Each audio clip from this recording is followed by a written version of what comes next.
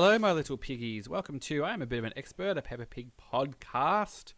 I am your host, Josh Chapman, and on the other end of the line, live from Adelaide, is my co-host, Matt Frost. How you going, mate? I'm very good, thanks, Josh. How are you? Good, there you go. You can just see that we don't edit anything here. We just keep it reals. I'm not going to do another take of that or anything. I was talking to a friend the other day who was on a podcast, and they were saying that the people who did that podcast edit like all the ums and ahs and everything out of their audio. It just sounds unbelievably painstaking.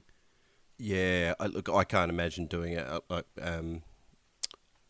right there, I'd have to edit a whole bunch. Just and again.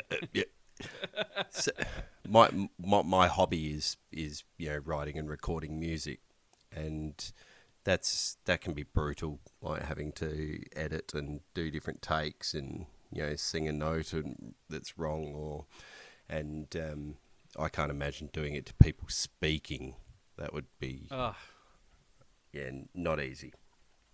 No. So we won't be doing that unless we absolutely completely lose the plot and we need to cut something, or we completely end up ranting about something that's not even related to Peppa Pig, maybe. But for the most part, you're just getting it. You gets it as you hears it. So back on track here, we've got bicycles. So what happens in this episode, Matt? Bicycles. This was a really good one. So it's basically just a normal day at the pigs, and Peppa's riding her bike around with her friends, and Daddy's out in the garden, very proud of the one thing he can grow, which is a pumpkin.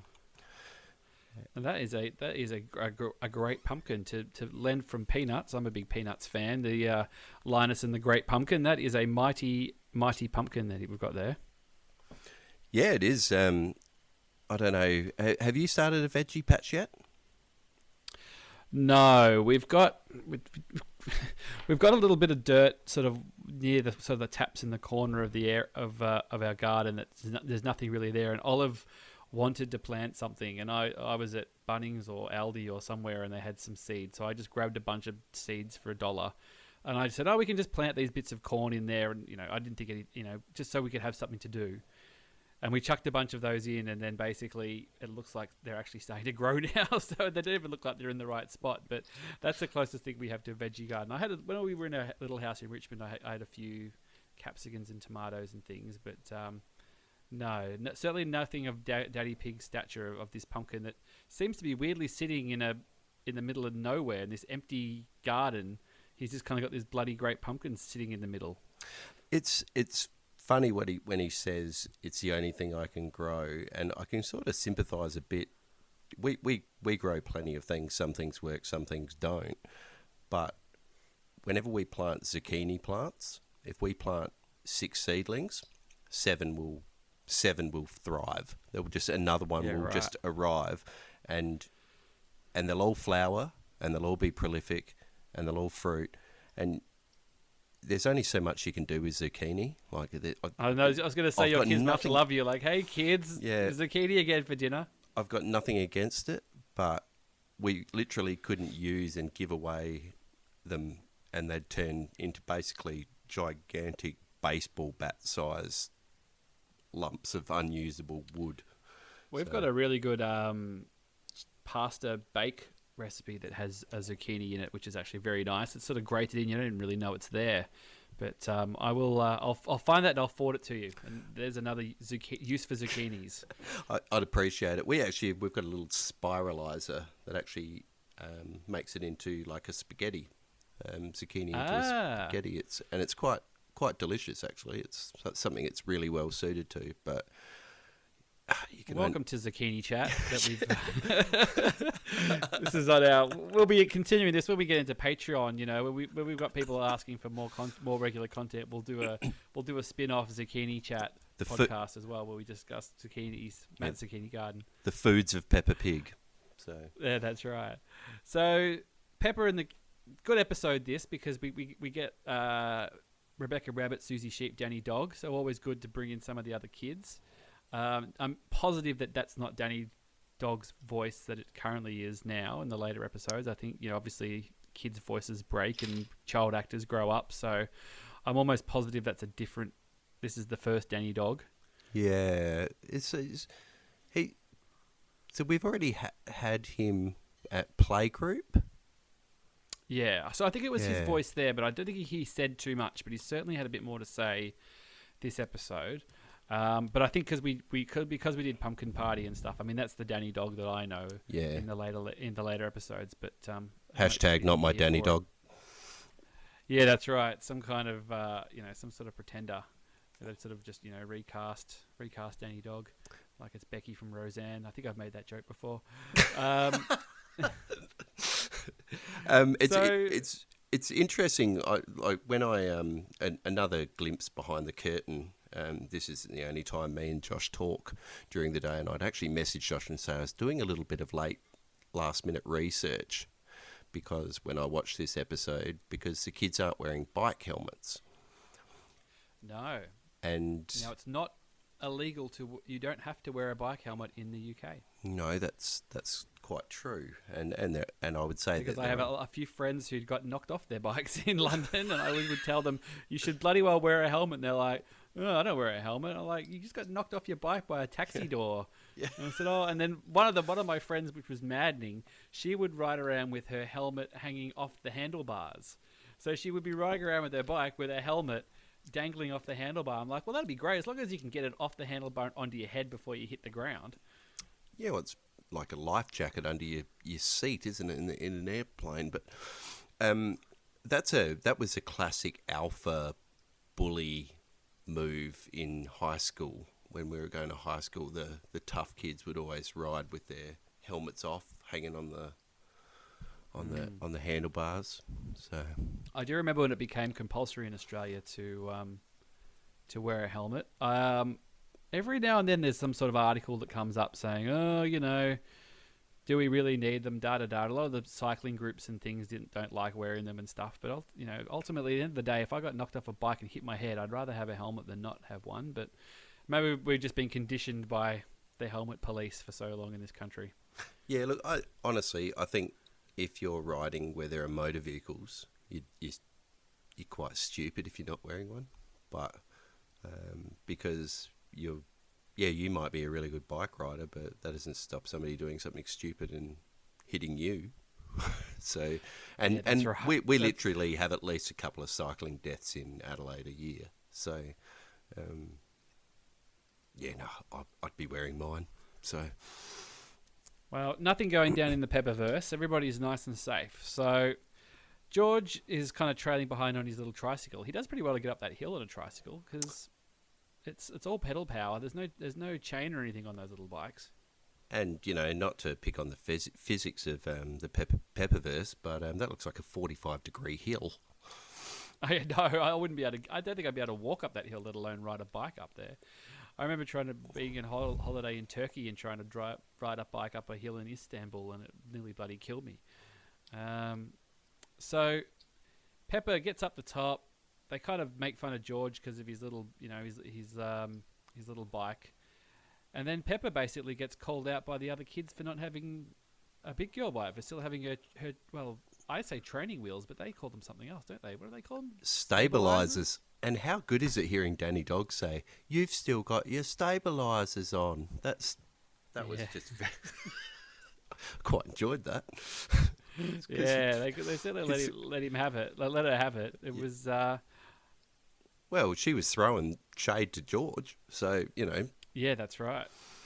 It all ran down the chain, didn't it? So basically, she decides, all right, well, I don't need these stabilizers anymore. I can ride without them. Now, this episode completely reminded me of when my brother learnt to ride a bike. If he's listening, hey Cam, who I've been on my other podcast with a few times.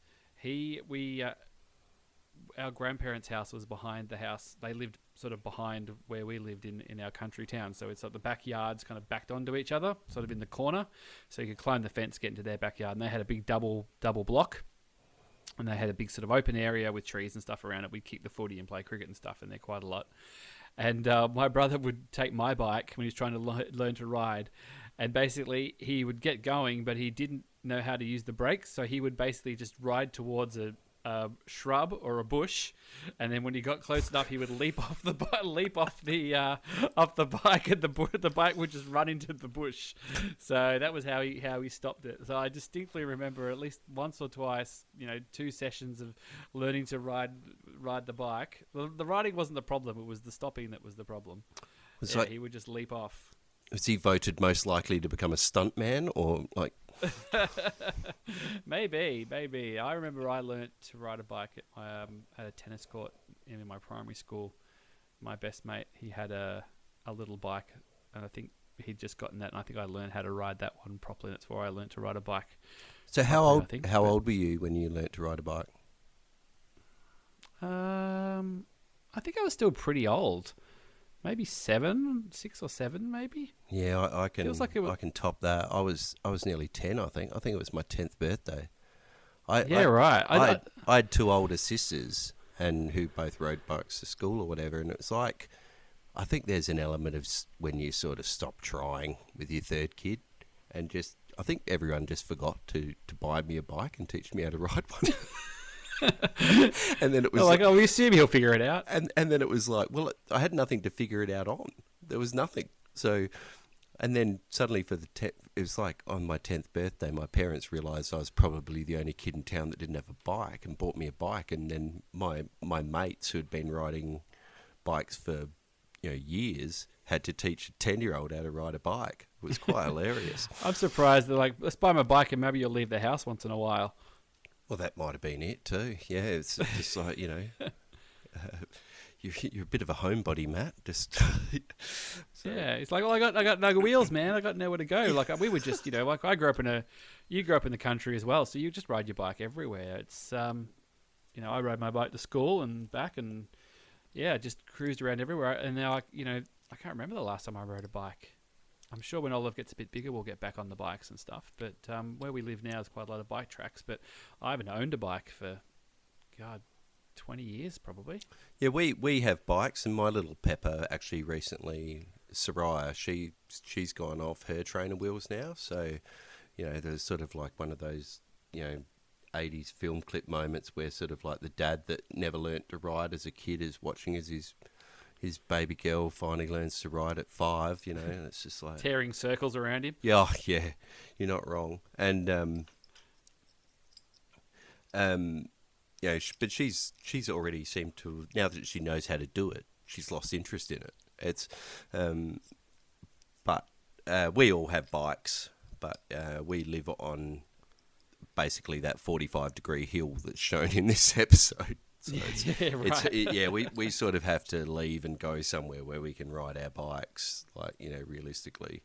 So, that sort of limits us a bit. But Karina and I, my mummy pig and I, would like to think that we become, at least, fun mountain bike riders. But, held back a bit by fitness and family.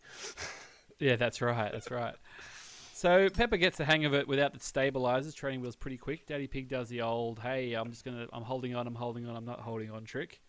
So straight away Peppa's full of piss and vinegar, and she gets back up the hill, and the kids are up there, and they're all, her friends who were openly mocking her about 5 minutes ago are obviously pretty impressed that she's turned around to learn to ride a bike in 5 minutes. And then they all proceed to zoom down the hill, and of course Peppa goes flying over the handlebars and straight into Daddy's pumpkin, which it's been set up from very early on. But it has. Daddy Pig takes it reasonably well, to be honest. Yeah, well, it for something that's been set up from the very start of the episode, it's quite satisfying because she does sort of break and fly through the air and squash the pumpkin in quite a spectacular manner. So I was a little worried that maybe they were going to wuss out of it and be like, "Oh, you nearly did it. You nearly didn't do it." So I'm glad that they committed, and she flew over the handlebars and into the pumpkin, and and that's sort of it. And then Grandpa, Daddy Pig just sort of declares that it's going to make his famous pumpkin pie. Yeah, well, and it's sort of like I was, because I'm always on, Daddy Pig watch, trying to track Daddy Pig's hero's journey throughout this series, and we've seen Daddy Pig a bit grumpy. I didn't know how he was going to take this, but he was good. He took it better than when he lost his glasses. Yeah, but I'd say that he learnt to make lemonade from his lemons. Well, he did, and that's what's important. So yeah, it's good episode, this one. There's always good to get a few more characters in. Few good little stunts, couple of good little gags. I got to look at my life and think that Peppa Pig's a bit better than me. So she learned to ride a bike quicker than I did. But no, that's true. Well, she's only supposed to be 4, isn't she? So she's making us both look, not great. Anyway. Yeah. All right, mate. Well, we'll be back next time with Secrets, which is we have to figure out what that one's all about. But if you want to grab us on the social media stuff, we're at Peppa Pig Pod. You can leave us a review on iTunes. If you want to send us some mail or a question or something, we'll try to read it out on the pod. And thanks to everybody who's been listening. We've been getting really great download numbers, and people have been sending us messages on social media and chipping in, which is really good. We actually even had Sam, I've forgotten his last name, Scorsone. He went to Peppa Pig Live with his daughter, and he was bemoaning that there was no merch from us that he could wear. So, if anybody would seriously wear a T-shirt with our podcast's name on it, we'll probably, I should probably use those graphic design skills for something, and we'll see what we can do. But let us know if that's something that interests you. Yeah, thanks. Thanks, Sam, for sharing those. They were great pictures too of him at the show. So we love hearing from everybody. So I would like to know more about what goes down that show, actually. So we might have to get the report from him. Yeah, he's always been a big supporter. But he is a big supporter. Maybe he could write us a review of the show. So. Oh yes, that sounds good. All right, mate. Well, thanks again. Yeah, thank you, Josh, and good night, my little piggies. Yeah, we're playing a tune and we're singing a song with a bang and a bong and a bang. Bong, bang, boo, bing, bong, bing, bing, bong, bingly, bongly, boo. Bong, bing, boo, bing, bong, bing, bing, bong, bingly, bongly, boo.